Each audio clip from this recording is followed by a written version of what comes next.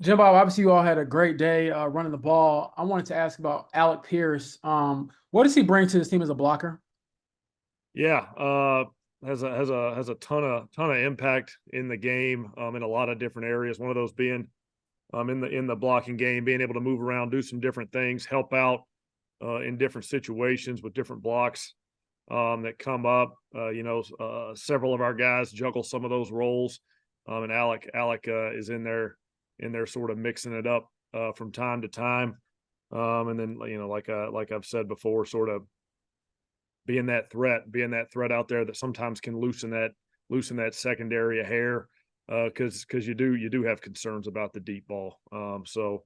Alex been doing a really nice job. Had another huge pass interference drawn.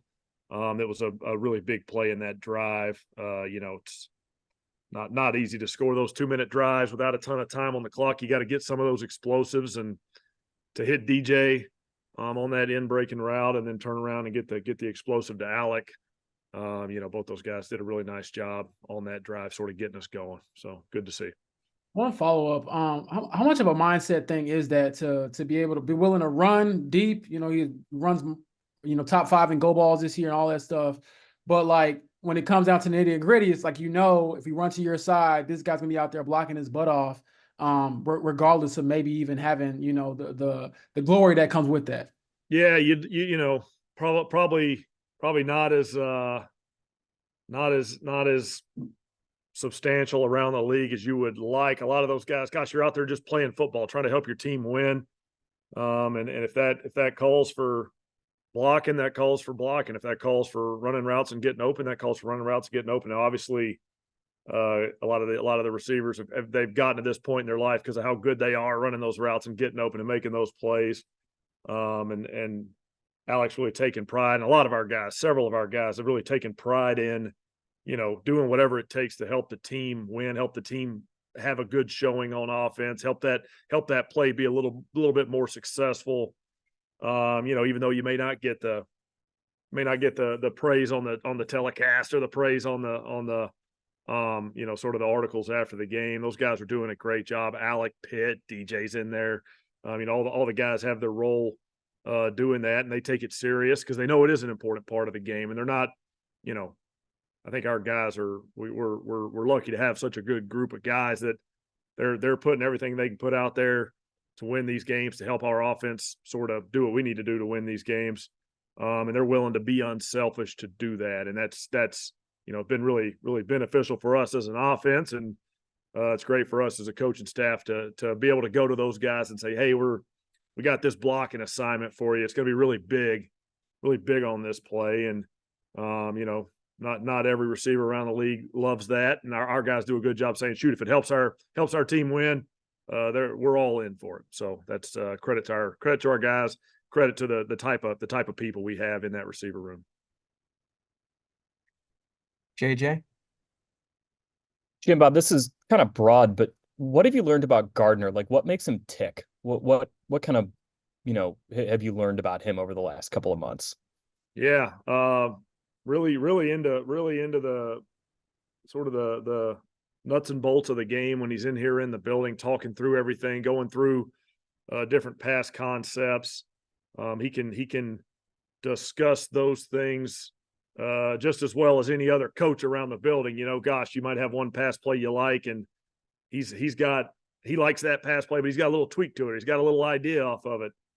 He's creative in that way, which not everybody thinks creatively. Gardner's able to sort of see the game, talk about it, sort of, like I said, have some open-minded, creative thoughts about it in his mind, and sort of how best to utilize our personnel and our people along with how he sees it, and then find a way to take that out to the field and do that. Obviously, that's some sort of around the office things on game day. Man, he is locked in. He is kind of has been as cool as he can be when the seas are rough, which you don't say that about everybody either. Gosh, sometimes things don't go great. It's easy in this world, right? Anything that we do when things aren't going great to to change your mindset, to adjust your mindset and sort of put yourself in a worse place. Gardner doesn't do that. We had that, we started out the last game just a little bit slow, right? And shoot, Gardner was just staying the course over there, locked in. Let's just keep it rolling. Let's just keep going. He's got a great demeanor about him in that way. And then he's able to sort of charge up his teammates and get himself excited when he needs to, but he does it in a real positive manner. So he's been a joy to be around, joy to coach. And, we'll keep looking to move forward and get a little bit better as we go.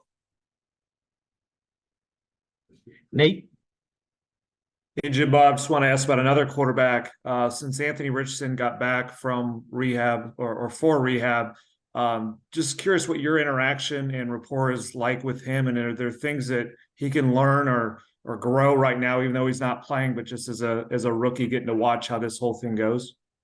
Yeah, great question. I do think it's a great learning environment for a young quarterback, a rookie quarterback. Anthony's around a lot. He's in a ton of these meetings. He's sort of asking questions when the time's right. It's a unique situation because there's a lot to be learned in this sport, in this league, in this building.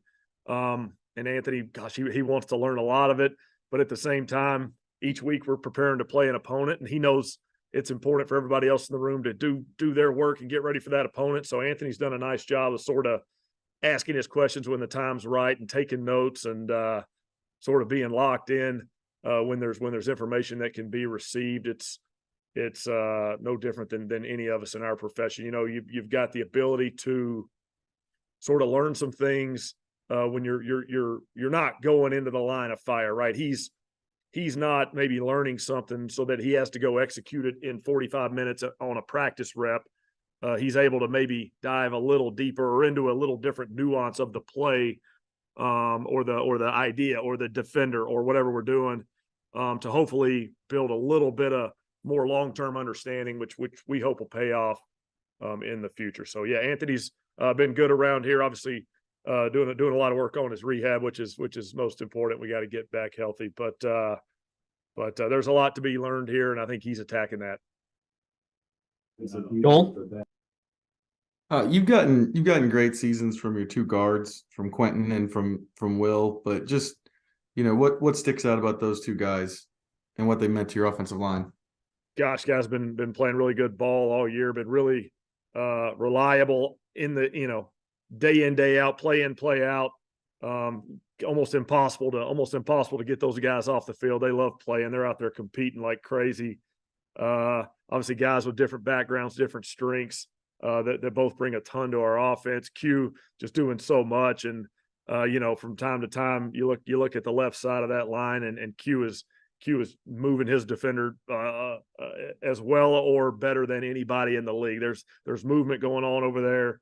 When he pulls, when he does a lot of different things for our offensive line, he's so important and so, important to the success that we have had on offense. Is how well Q has played and does play and how well he plays with his teammates.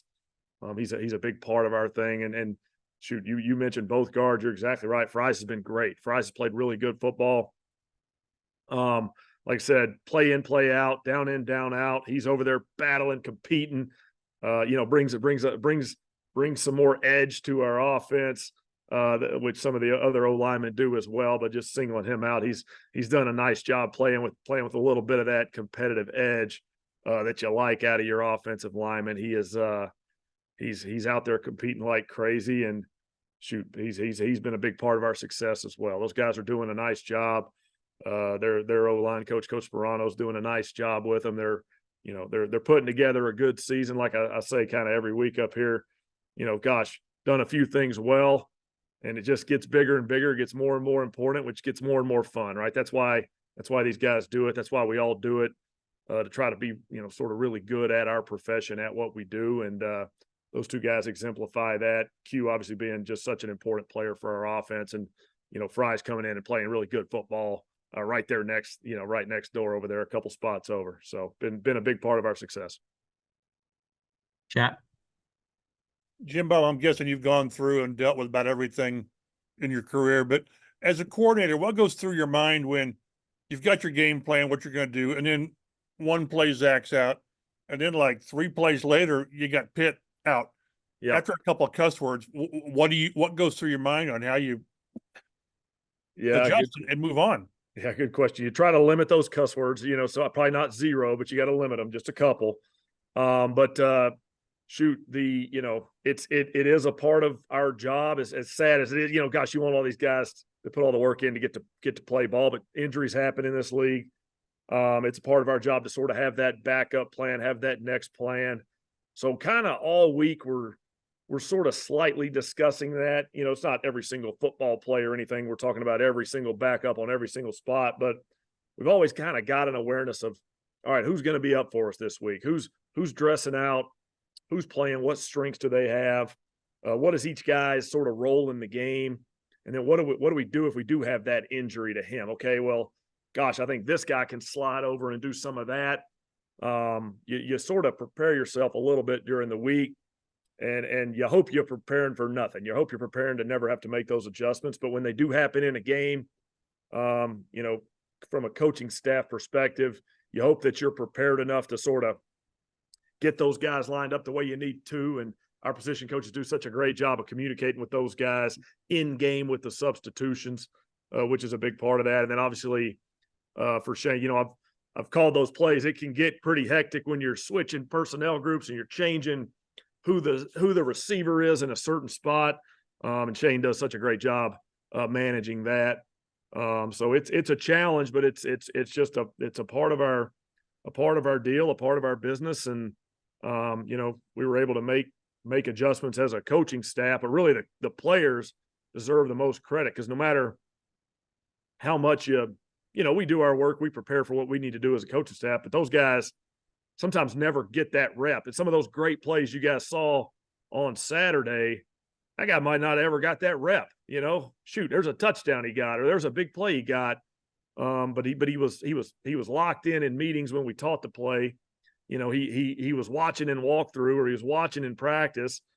Shoot, maybe he even ran that same route or ran that same run play on the scout team. But he was thinking, gosh, I got to get that rep. And that's what this league does. And I think a couple guys said it after the game.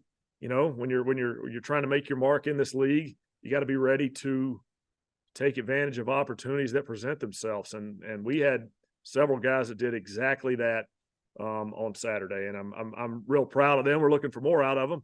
But credit to those guys, and credit to especially their position coaches. Like I kind of always say, those guys don't probably get enough credit. Those positions where we had an injury or two, and maybe there were some different guys making plays out there, those position coaches deserve a lot of credit. They did a great job last week. You sort of touched on it, but I'm sure Trey Sermon, being the backup, got some work with the ones during the week. DJ and Tyler, none? I don't, I have to go back and check the official database, but I don't think it's none for any of those guys, because we are rotating just a little bit in practice. But DJ might have subbed Pitt out a play, and on a play where maybe Pitt wasn't a primary receiver, and so, sometimes when you're not a starting receiver, you do sub those sort of starting receivers out for a play or two. It's probably usually not the most glamorous route or not the most glamorous play of practice, because we want those, sometimes those guys to get that rep. Same thing for Goody. He got some reps along the way, and he had a role along the way. And, that sort of amount of reps and that role has grown a little bit each week in practice. Just sort of in preparation that, gosh, we need him to be ready if he's ever called upon. And boy, was he ever, so that was good to see. That's the benefit of, I think, the way we do our weekly schedule, our weekly plan with the practices and the walkthrough and all that stuff. We hope that guys are able to make those strides mentally and be ready when their number's called. And those guys sure were. Yep. Last one, Joel.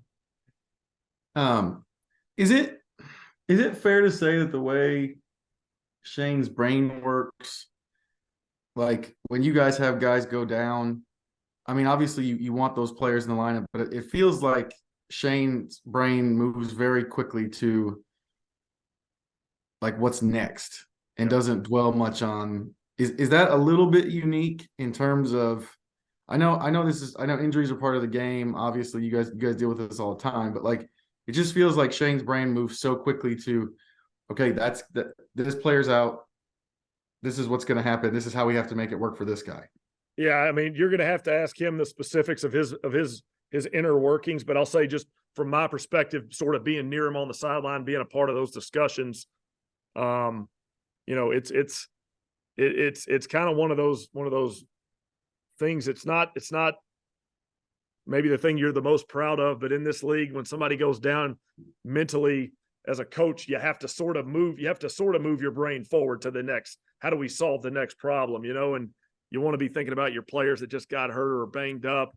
But you have to sort of move on, and gosh, next play is 2nd and 10 or whatever it is, and you gotta call that play and have a plan. And Shane's been so sort of steady about his sort of way of communicating with us, his plan, moving forward in those situations that, you've seen situations where early in the year it was, Anthony Richardson for Gardner Minshew, and how much that may change for a defense or for an offensive coordinator to call plays.